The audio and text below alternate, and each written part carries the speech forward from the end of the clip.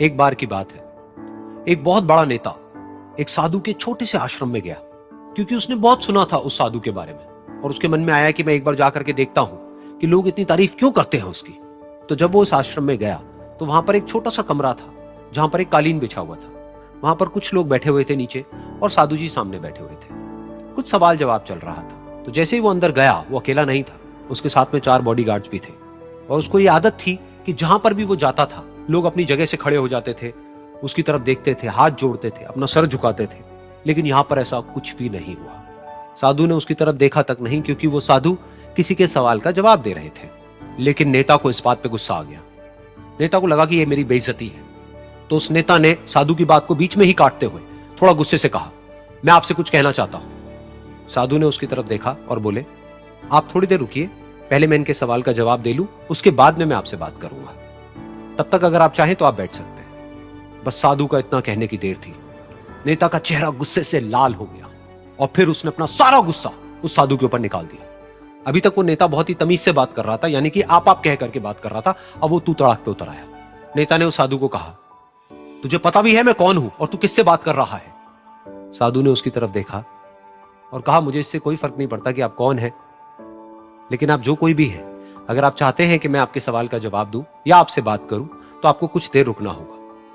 और साधु के ये कहते ही नेता गुस्से से पागल हो गया और वहीं सबके सामने चीखने चिल्लाने लग गया, अब मैं तुझे तेरी असली औकात दिखाऊंगा। तूने मुझसे पंगा लेकर के ठीक नहीं किया है। तुझे पता भी है मैं तेरे बारे में क्या सोचता हूं। साधु ने फिर से उसकी तरफ देखा और बड़े ही प्रेम से कहा कि मुझे इससे कोई फर्क नहीं पड़ता है कि आप मेरे बारे में क्या सोचते हैं। आप जो चाहे वो मेरे बारे में सोच सकते हैं। फिर उस नेता ने बोला कि तू चाहे सुनना चाहता है या नहीं, लेकिन मैं तुझे बताऊंगा यही सबके सामने कि मैं तेरे बारे में क्या सोचता हूं। तू एक बहुत ही घटिया इंसान है। तू कोई साधु नहीं है, तू एक ढोंगी है, पाखंडी है और यहां पर जितने भी लोग बैठे हैं उन सबको बेवकूफ बना रहा है। तेरा बस एक ही मकसद है कि इन लोगों की जेब में जितना भी पैसा है वो सब तेरे पास में आ जाए। तू अपने फायदे के लिए इन लोगों का इस्तेमाल कर रहा है और अब मैं तुझे नहीं छोड़ने वाला। तेरा पर्दाफाश करके रहूंगा पूरी दुनिया के सामने। लेकिन उसके इतना बोलने के बाद भी उस साधु के चेहरे पर हल्की सी मुस्कान बनी ही रही। ये देखकर वो और तिल मिला गया और उसने कहा, अब बहुत हुआ, अब मैं यहां 1 मिनट भी नहीं रुकने वाला। लेकिन अभी भी तेरे पास में मौका है। अगर मुझसे माफी मांगनी है या मुझसे कुछ कहना है तो कह सकता है। इतना सब होने के बाद भी साधु बिल्कुल शांत था और उनके चेहरे पर एक मुस्कान थी। उन्होंने अपनी आंखें बंद कर ली। फिर साधु ने अपनी आंखें खोली, हाथ जोड़े और कहा कि मुझे आपसे कोई गिला शिकवा नहीं है। मेरे मन में आपके लिए कोई भी गलत ख्याल नहीं है। जो भी आपने मेरे बारे में कहा वो आपकी अपनी सोच थी। तो मुझे आप में कोई भी बुराई नजर नहीं आती है। मुझे आप एक बहुत ही भले इंसान लगते हैं। और साधु के इतना कहते ही नेताजी का दिमाग 7वें आसमान पर पहुंच गया। उनके चेहरे पर एक अजीब सी खुशी थी, क्योंकि उस साधु ने वो ही कहा जो बाकी सब लोग उस नेता को कहते हैं।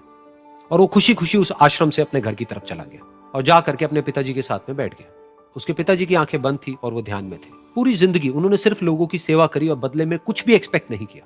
तो थोड़ी देर बाद जब उन्होंने अपनी आंखें खोली और देखा अपने बेटे को अपने साथ बैठे हुए, तो उनके बेटे के चेहरे पर आज एक अजीब सी खुशी थी जो आज से पहले उन्होंने कभी नहीं देखी थी।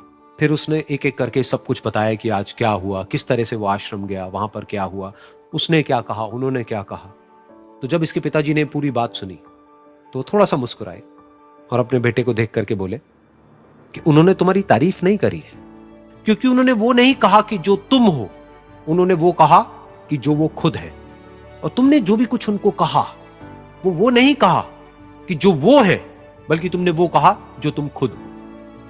यही बात वेदों में भी कही गई है, यथा दृष्टि तथा सृष्टि। ये दुनिया तुम्हें वैसी नहीं दिखती है जैसी कि ये दुनिया है। ये दुनिया तुम्हें वैसी दिखती है जैसे तुम खुद हो। जिसकी नजर जैसी है उसके लिए ये दुनिया वैसी ही है। तो अगर तुम अपनी दुनिया को बदलना चाहते हो तो उसका सिर्फ एक तरीका है, अपनी नजर को बदलो।